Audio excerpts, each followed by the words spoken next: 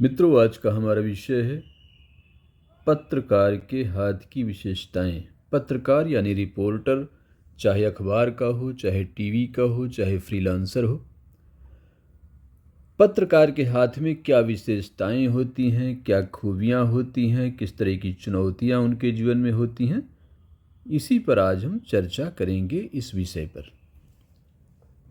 मित्रों, पत्रकारों का हाथ इसलिए भी मैं ले रहा हूं क्योंकि पत्रकारों में बहुत सारे मेरे मित्र हैं और Akashvani, Doordarshan, the times of India से लगाकर छोटे से छोटे और बड़े से बड़े अखबार और टीवी चैनल ने मेरा इंटरव्यू लिया है और मैंने देखा है किस तरह से वो श्रम करते हैं, किस तरह की उनकी योग्यता होती है, उनके हाथ में क्या विशेषताएं होती हैं। इसी बारे में हम बात करेंगे।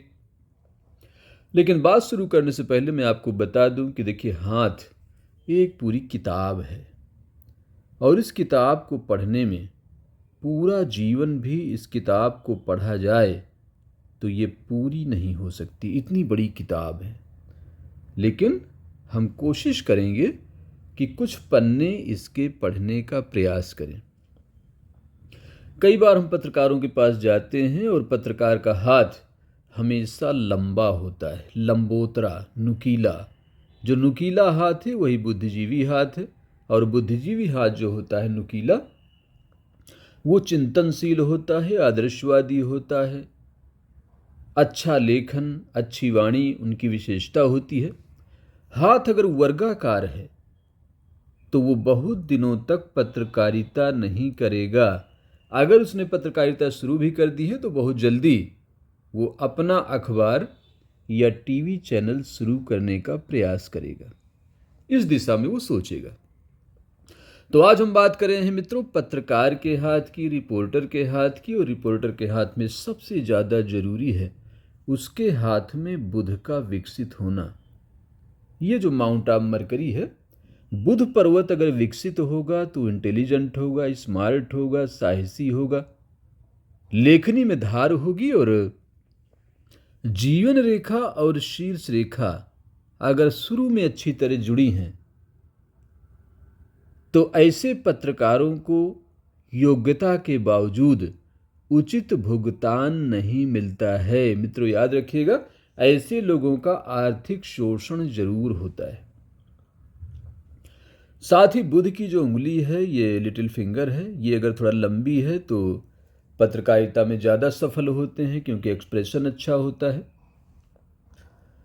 तो ये सारी विशेषताएं हैं और कई बार मेरा पत्रकारों से पाला पड़ता है, मेरा इंटरव्यू लेते हैं और कई बार ऐसा होता है कि अगर सिर्फ बुध ही विकसित है तो वाणी तो अच्छी होती है, लेकिन वाणी के लिए जो शब्द चाहिए उनकी कमी पड़ जाती है। और कई बार लेखन तो अच्छा होता है, लेखन के लिए जो स्याही चाहिए, वो जो कंटेंट चाहिए, वो गुरु से आता है, बृहस्पति से आता है। इसलिए बृहस्पति का मध्य में उठा होना बहुत जरूरी है। अगर ये मध्य में उठा हुआ नहीं होगा तो फिर लेखन से ज़्यादा कमीशन में रुचि हो जाएगी, इसको याद रखिएगा।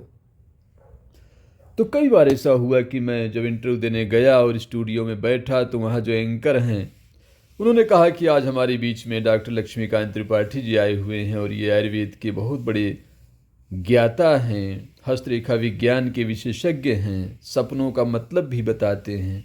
तो दर्शकों, आप कहीं मत जाइएगा, हम एक छोटा सा ब्रेक लेकर आते हैं और इनसे बात करेंगे और आप हमें अपने सवाल भी भेज सकते हैं। हम त्रिपाठी से बात करेंगे, आपके सवालों का जवाब देने की कोशिश करेंगे और एक छोटा सा ब्रेक ले रहे हैं।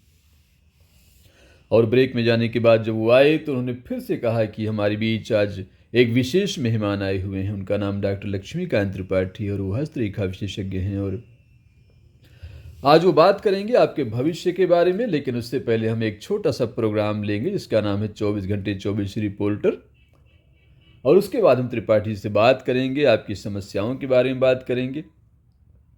और फिर जब ब्रेक खत्म हुआ तो उन्होंने कहा कि देखिए, त्रिपाठी जी आज हमारे कार्यक्रम में आए हैं, लेकिन आज हम उनसे बात नहीं कर पाएंगे, समय उतना नहीं मिला हमें, लेकिन अगली बार हम विस्तार से बात करेंगे। तो किस तरह से वाक्पटुता किस तरह से अपने वाक्यों से, अपने शब्दों से, अपनी अभिव्यक्ति से लोगों को जोड़े रखना, ये पत्रकार की विशेषता होती है। और आजकल के एंकर्स तो बहुत ही स्मार्ट हैं और ये स्मार्टनेस आपको बुध देता है। ये बुध बहुत ही अच्छा है, पत्रकार का बुध बहुत अच्छा होता है। लेकिन ये बुध अगर हथेली के बाहर की ओर झुका हो तो फिर ये अच्छा नहीं होता। ये स्मार्टनेस की जगह ओवर स्मार्ट बना देता है। उसका मतलब आप समझ जाएंगे।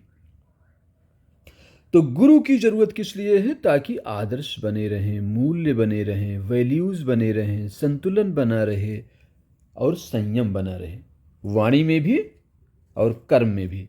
तो कंटेंट कहाँ से आएगा? मैं बता रहा था, गुरु से आएगा।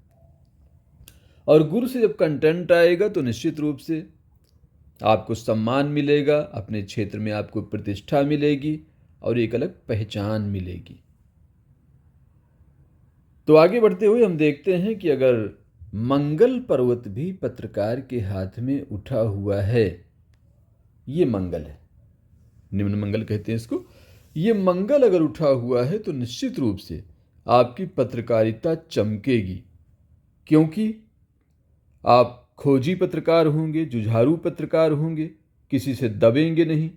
तो आपके शत्रु बहुत बनेंगे। अब इसका नुकसान ये होगा कि शत्रु बहुत बनेंगे तो बार बार जॉब बदलनी पड़ेगी, स्थायित्व तो नहीं रहेगा, स्टेबिलिटी नहीं रहेगी, हर बार एक नई जॉब खोजते रहें।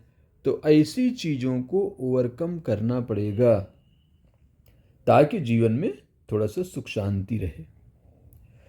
इसके बाद हम एक पत्रकार के हाथ में देखते हैं कि शुक्र बहुत अच्छा होता है। शुक्र अगर बहुत चमकीला है, उठा हुआ है, निर्दोष है, यानी बहुत सारे क्रॉसेज नहीं हैं, बहुत सारी लाइंस नहीं है, इस तरह से ये जाल नहीं है, तो इसका मतलब ये हुआ कि ये जो पत्रकार हैं इनके लिए इलेक्ट्रॉनिक मीडिया ज़्यादा अच्छा रहेगा।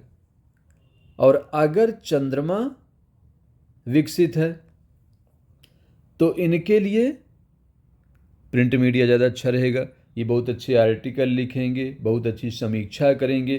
तो हर पत्रकार की अलग विशेषता होती है, लेकिन पत्रकार का मुख्य जो लक्ष्य है वो है आवाज़ उठाना।